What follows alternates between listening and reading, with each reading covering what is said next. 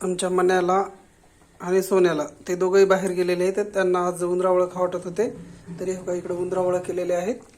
ह्याच्यामध्ये पीठ मळून गव्हाचं पीठ मळलेलं आहे आणि ह्याच्यामध्ये आपण पूर्ण फोडणी, तुपाची फोडणी दिलेली आहे. त्याच्यामध्ये लगेच पुन्हा काजू बदाम आणि खोबरकीस, बडीशोप, इलायची टाकलेली आहे. त्यानंतर आपण उकळी आल्याच्या नंतर हे सोडलेले आहेत. त्याला भात बनवायचा आहे, खिचडी.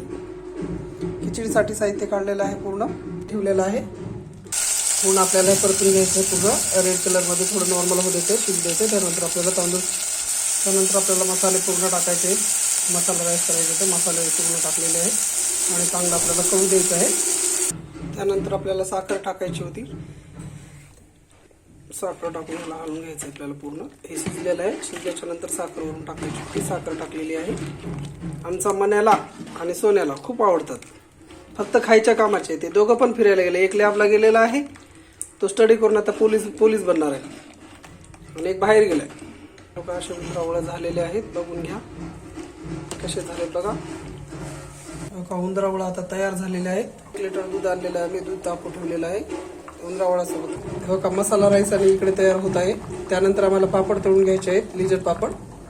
हो का, लिज्जत पापड पण तळलेले आहेत आम्ही सगळ्यांसाठी, आमच्या तिघं.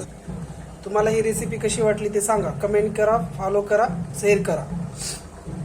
हे दूध, मसाला राईस, त्यानंतर हे का उंदरावळं.